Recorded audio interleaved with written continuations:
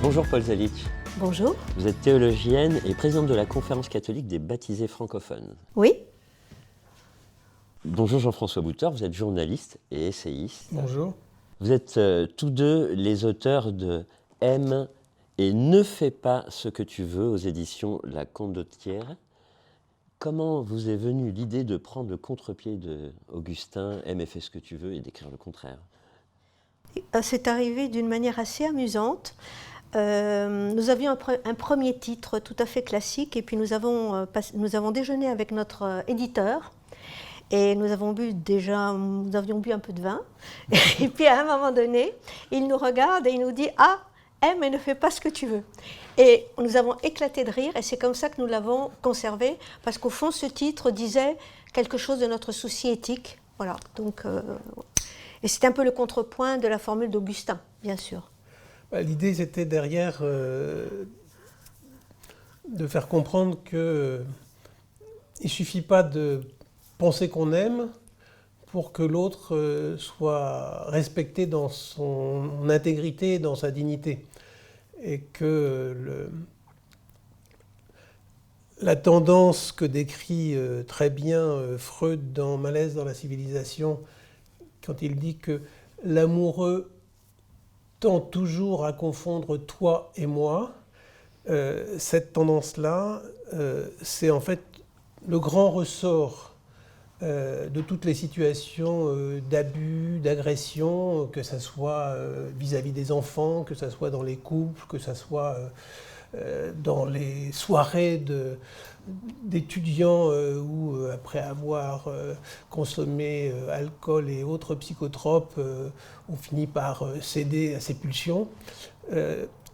C'est l'idée derrière, donc, qu'il faut mettre un écart entre la pulsion d'amour, on pourrait dire, j'emploie à dessein le mot de pulsion, le mouvement d'aller vers l'autre, et puis ce qu'on fait vis-à-vis de l'autre, de façon à ce que l'autre reste l'autre, que l'autre soit toujours un tu face à moi et non pas l'objet de mon simple désir. Vous déconstruisez les pièges de l'amour comme absolus aujourd'hui, notamment dans l'Église, qui débouchent sur des choses affreuses. En fait, ce contre quoi nous nous érigeons, c'est l'absolutisation de l'amour, la manière de le penser comme étant au fond totalitaire, et en le pensant de cette manière-là, on génère en fait une idole. Et à partir du moment où l'amour est idolâtré, il cesse d'être pensé. Et ça, c'est pratique, c'est fondateur. Penser l'amour, c'est précisément renouer avec le mouvement de vie qui, normalement, est celui qui doit habiter les hommes et les femmes. Alors c'est vrai que dans le monde chrétien, et plus particulièrement catholique, on est sous cette affirmation puissante que Dieu est amour. Alors si Dieu est amour, est-ce qu'on peut questionner l'amour ? Spontanément, quand on commence à poser cette question-là, on voit nos interlocuteurs, enfin nous voyons nos interlocuteurs se dire « Ah non, c'est pas de l'amour là où il y a des abus ». Mais si, c'est de l'amour parce que si on regarde non pas ce que dit la théologie, mais ce que dit la littérature, ce que disent les grandes tragédies grecques, ce que disent aussi les faits divers, l'amour c'est plein de problèmes, c'est plein de difficultés, c'est plein de moments où il y a de l'excès et où cet excès finit par faire du mal à l'autre. Et donc il faut du coup questionner qu'est-ce que ça veut dire quand on dit que Dieu est amour ou qu'on finit par dire que l'amour est divin d'une certaine manière. Et combien d'abuseurs disent qu'ils aiment leurs victimes ? Et ils le croient, oui. Souvent. Et ils le font croire à leurs victimes, parfois. C'est tragique. Je pense à Bertrand Cantat, vous savez, Noir Désir, quel nom d'ailleurs pour un groupe. Bertrand Cantat qui, dans sa prison, écrit, alors qu'il a tué sa femme, sa compagne, écrit « Marie, je t'aime ». Il y croit toujours, il est toujours... et en fait, il a été possédé par son désir, par sa jalousie.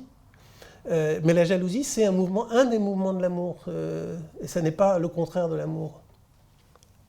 Les protestants sont parfois habitué à lire Paul comme quelqu'un qui remet de la loi, qui a une vision de la loi utile, mais vous revisitez la place de la loi et vous citez la tradition juive, l'amour sans la loi devient fou, la loi sans amour est injuste. C'est un livre sur l'altérité, ce qui fonde l'altérité.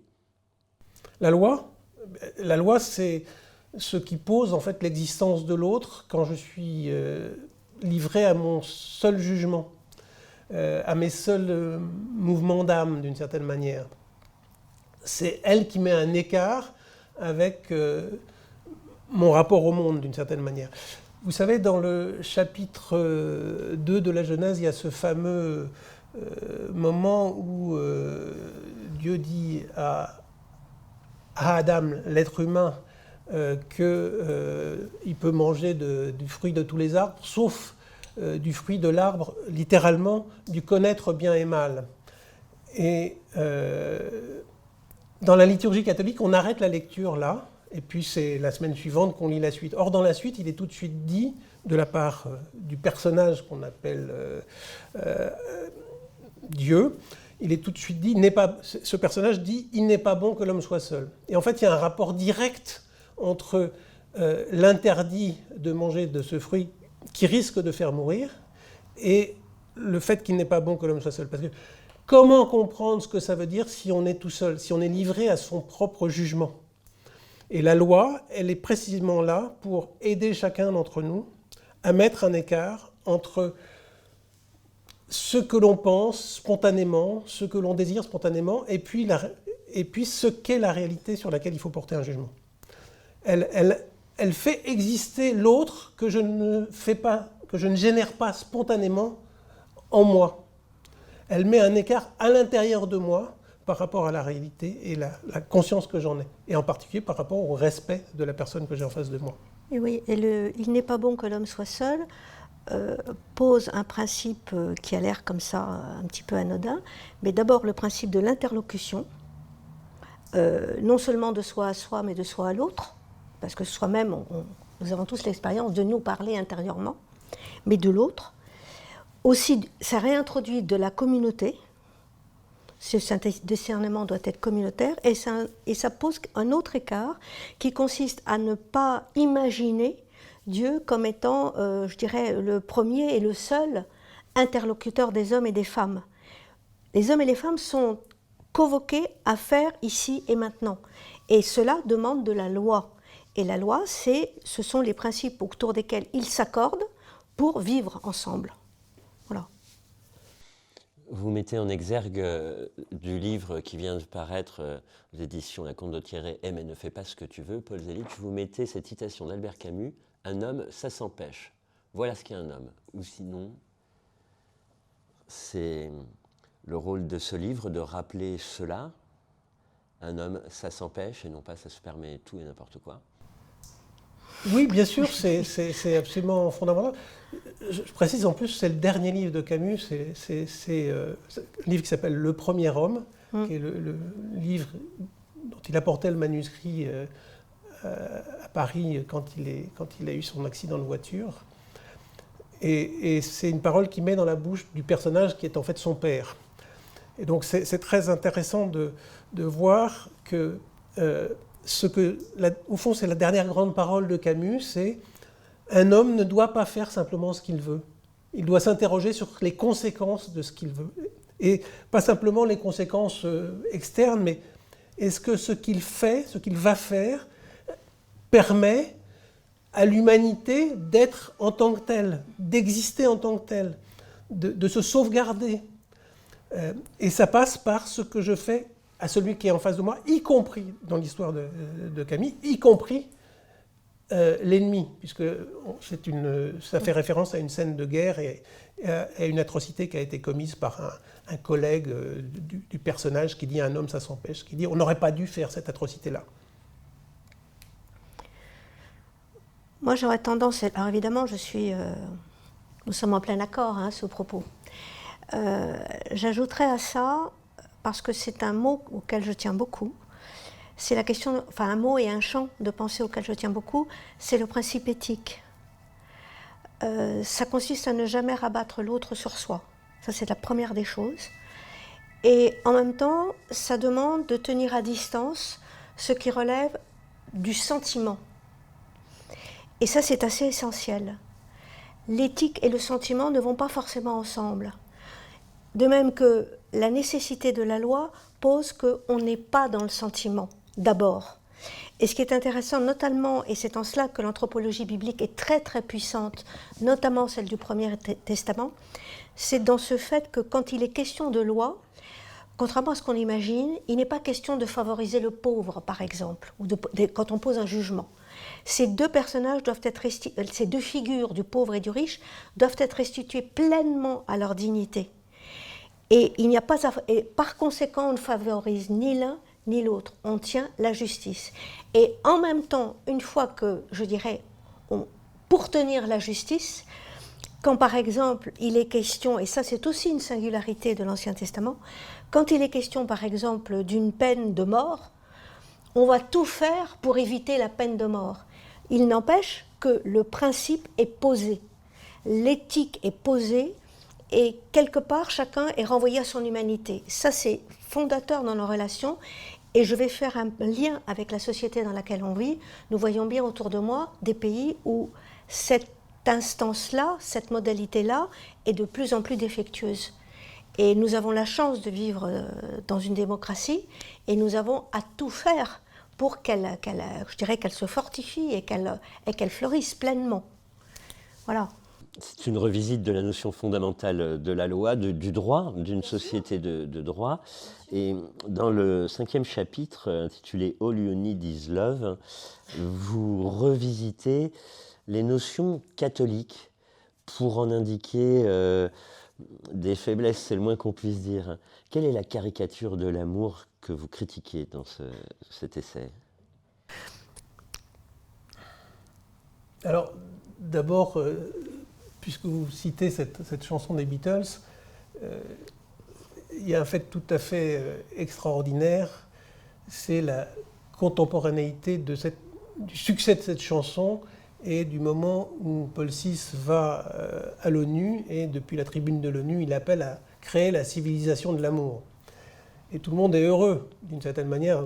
Tout va bien, on va être dans l'amour, et les Beatles chantent All You Need Is Love. On invente à ce moment-là le fameux slogan « Faites l'amour, pas la guerre ». Ça, c'est moins catholique. C'est peut-être moins catholique, mais ça procède aussi du même irréalisme, d'une certaine manière.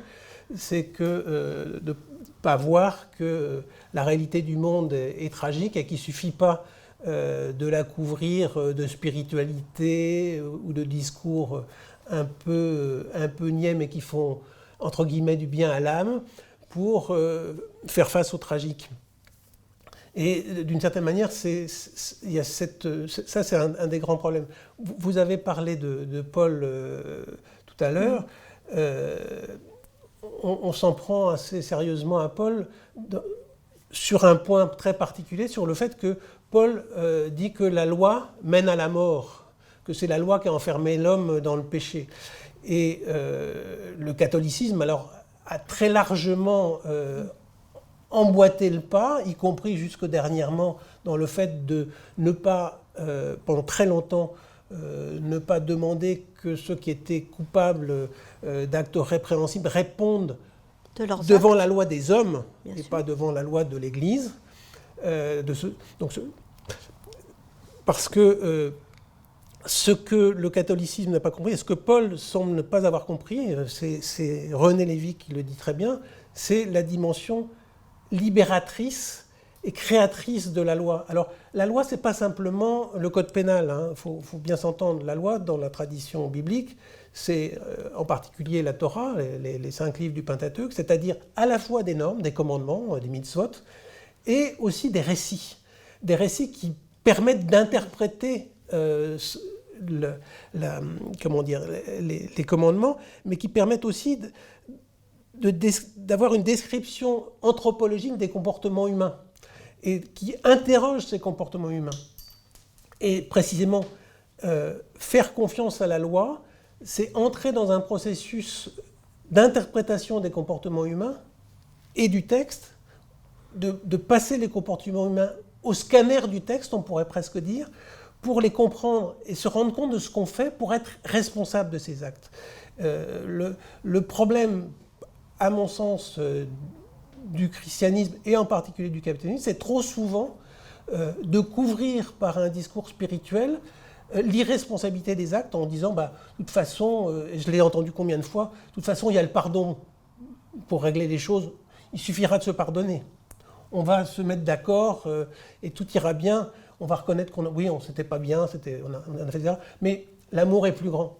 Mais quand on dit l'amour est plus grand, on oublie que les actes qu'on commet laissent des traces, créent des blessures extrêmement profondes, qui s'inscrivent pas simplement dans une personne, mais dans la génération de ces personnes, dans ce que ces gens vont eux-mêmes porter et transmettre.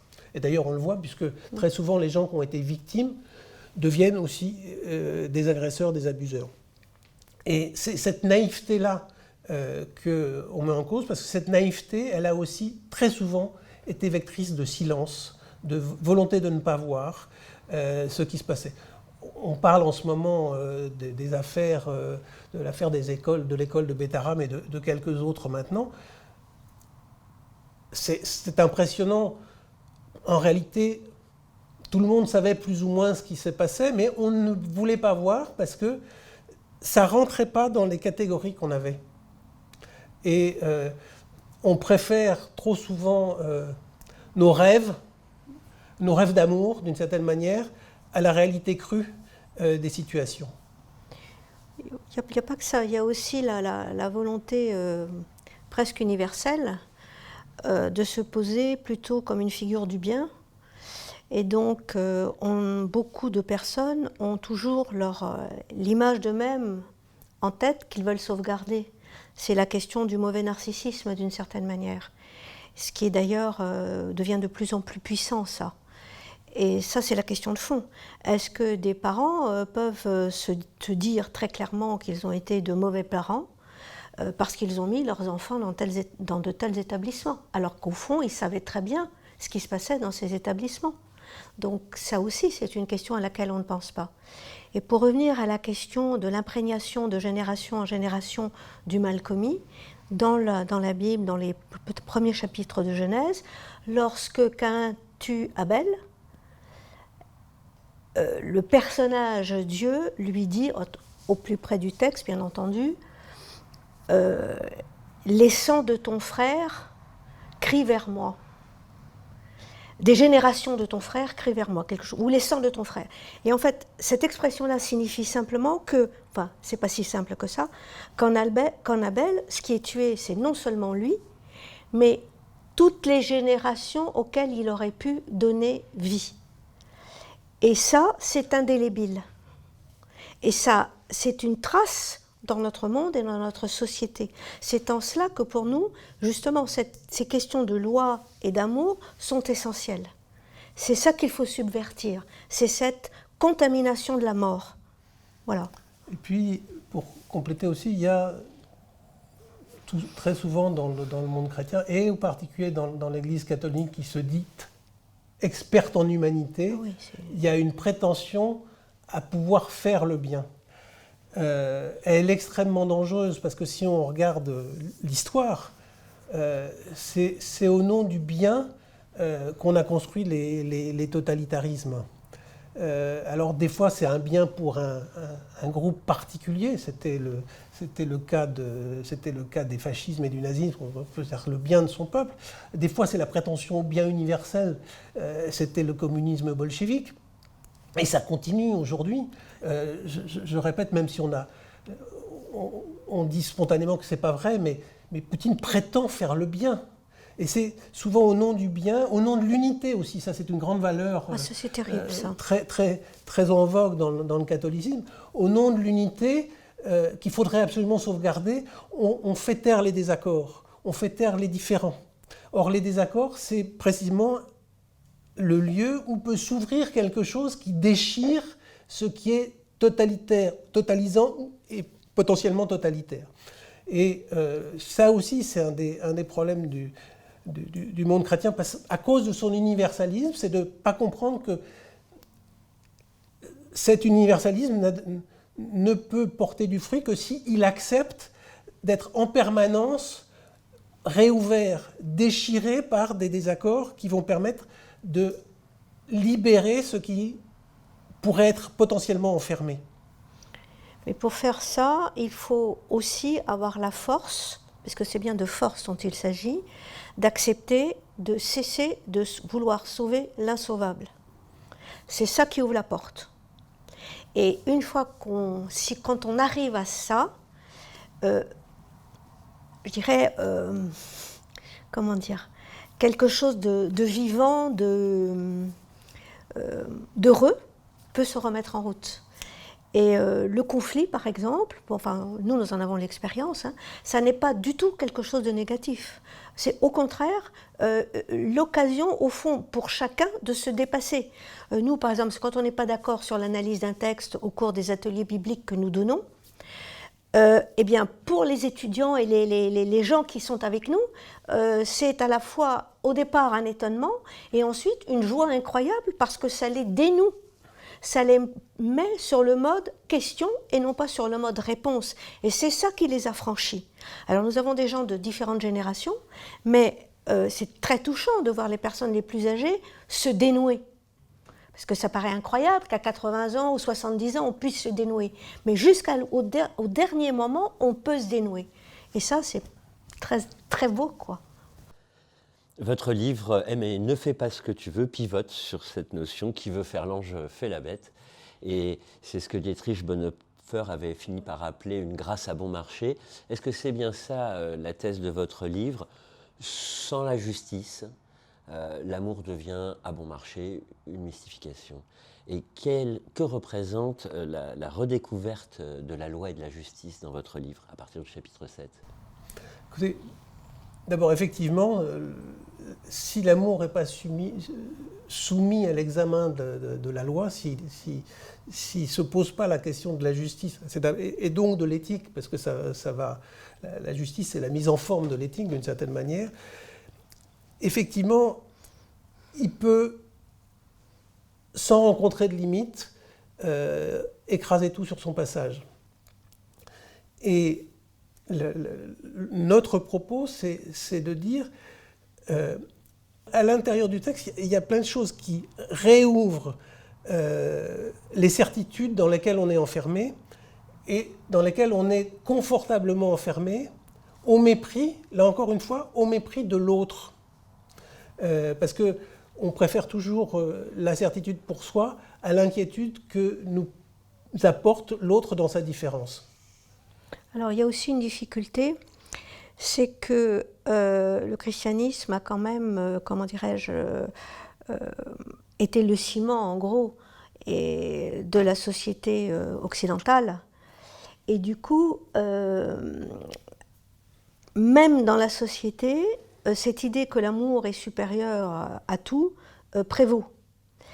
Et avec ça, une somme de représentations qui sont des représentations qui viennent, je dirais, de lectures plus ou moins idéologiques des textes du Premier et du Deuxième Testament, qui ne sont plus reconnus comme tels. Et il nous semble que lire ces textes comme d'abord une anthropologie pourrait permettre, y compris à la société non confessante, et à la société confessante, sachant que les séparations, je dirais, dans le monde n'existent pas, hein, je veux dire, on se côtoie tous, de faire de revenir à ce qui pourrait, plus que de générer du vis-à-vis, générer un monde avec je dirais, de l'intelligence, où l'intelligence ne serait pas une ennemie. Et ça, c'est... Est-ce que nous vivons dans un monde où on a envie d'intelligence? Ça, c'est une question. Or, il se trouve que l'intelligence, je ne dis pas que les animaux n'en ont pas, mais je pense que les hommes et les femmes sont quand même convoqués à être intelligents. Oui, alors, ce que dit Paul quand elle parle du vis-à-vis me ramène là aussi toujours au chapitre 3 de la Genèse, parce que quand on dit qu'il n'est pas bon que l'homme soit seul, la parole se poursuit en disant que nous faisons pour l'être humain une aide comme son vis-à-vis, enfin, ça dépend des traductions, comme un être qui lui soit accordé. En fait, c'est pas la question de quelqu'un avec qui il va être d'accord, c'est le mot qui est employé, il est construit sur la racine qui veut dire raconter. Donc c'est bien quelqu'un avec qui on va pouvoir parler, parce que parler, c'est justement pas nécessairement être d'accord, c'est précisément pouvoir introduire une variété dans la compréhension des choses. C'est pouvoir introduire un écart, c'est pouvoir introduire une contradiction face à laquelle il va falloir faire face. Et là encore, un des drames, en particulier du catholicisme, c'est une volonté d'unité absolue. Il ne faut surtout pas faire de vagues. Vous savez, le pas de vague, si le pas de vague a fait tellement de ravages dans notre société, c'est parce qu'elle est baignée d'un enseignement sur plusieurs centaines d'années où ce qu'il faut absolument atteindre, c'est l'unité, qu'on soit tous d'accord. Eh bien non, ça n'est pas nécessaire qu'on soit tous d'accord, c'est même nécessaire qu'on ne le soit pas. C'est même d'ailleurs le principe de la démocratie. Le principe de la démocratie, c'est l'expression des désaccords pour chercher quelle loi on va se donner et assumer ensemble, compte tenu des désaccords qu'on a. Et précisément, encore une fois, ce que la Torah porte, c'est précisément ça, c'est la possibilité du désaccord dans l'interprétation. Il y a ce midrash célèbre qui raconte que Rabbi Eliezer, qui était un des grands sages du judaïsme, est pris dans une discussion dans sa synagogue pour savoir si un four peut être utilisé ou pas, est-ce qu'il est pur ou non. Et Eliezer raconte que, bah oui, il a un avis et tout le monde devrait être d'accord avec lui. Et il dit, la preuve que j'ai raison, c'est que ce caroubier que vous voyez là, il va se déraciner et aller se plonger dans la mer, ce qui ressemble à quelque chose qu'on a déjà entendu ailleurs dans l'Évangile. Et puis, effectivement, le caroubier, paraît-il, s'en va et se déracine, et les autres lui disent, bon, et alors, et un caroubier, en quoi un caroubier, ça nous dit quelque chose sur les fours donc, non. Alors, Eliezer renchérit, oui, mais puisque c'est comme ça, comme j'ai raison, les murs de la synagogue vont s'écrouler sur vous. Et les murs de la synagogue commencent à se pencher, et il y en a un qui dit de quoi vous mêlez-vous, c'est pas votre affaire. Et les murs de la synagogue restent penchés, mais ils ne bougent plus. Eliezer dit, mais puisque c'est comme ça, l'Éternel va parler pour moi. Et il y a effectivement une voix qui dit, mais enfin, Eliezer a toujours raison, c'est mon meilleur serviteur, écoutez-le. Et à ce moment-là, il y a le rabbi Simon qui dit, écoute, depuis que tu nous as donné la Torah, c'est à la majorité que ça se décide. Et c'est ça la question. C'est ça la question. Est-ce qu'on est capable de mettre précisément du différent et de faire du différent une dynamique de vie, et y compris dans l'amour. Est-ce qu'on peut se rendre compte que pourtant n'importe quel amoureux, enfin personne qui vit une relation d'amour, y compris une relation charnelle, c'est qu'il ne saura jamais quelle expérience fait celui ou celle avec qui il est en relation. Il y a un inconnu, il y a un écart absolu qui est infranchissable. Même dans l'orgasme, c'est infranchissable. On ne sait pas Non, mais il faut le dire. On ne sait pas ce que ressent l'autre. On n'est pas à sa place. Et on ne le sera jamais. Mais heureusement. Et il faut l'admettre. Je voudrais juste revenir sur le syndrome. Pour moi, c'est un syndrome de l'unité et le rapport que ça a avec l'avènement d'hommes et de femmes adultes, ou la construction d'hommes et de femmes adultes, et ce que ça dit d'une institution. Pour moi, une institution qui a besoin d'unité est une institution qui est faible. Et quand on parle, je dirais, quand on veut penser l'avenir ou la vie en commun comme quelque chose justement qui permet à chaque homme et à chaque femme d'être, je dirais, pleinement ce qu'un humain est appelé à être, donc avec son intelligence, sa capacité de discernement, etc. Si ça peut être vécu dans une institution, ça veut dire que c'est une institution qui est suffisamment forte pour être capable de travailler sur le mode de la question. Et quand ça n'est pas le cas, ça dit tout simplement que nous vivons dans des systèmes qui sont, comment dirais-je, perpétuellement affrontés par la peur de mourir plutôt que par le désir de rendre vivant. Et ça, c'est pour moi très important. Et ce rapport à l'interlocution, ça commence dès qu'un bébé arrive, quand il a 3 ans, 4 ans, 5 ans. C'est à nous de nous poser en interlocuteur vis-à-vis de lui et lui le faire entrer dans cette espèce de jeu absolument magnifique. Et que je ne connais pas de petits qui détestent ça, mais je connais beaucoup d'enfants qui ne savent pas ce que c'est, ce qui n'est pas la même chose. Moi, je dirais une chose je rebondirais sur l'histoire de la peur de mourir, parce que la peur de mourir, c'est aussi, au fond, l'obsession de posséder sa propre vie. Oui.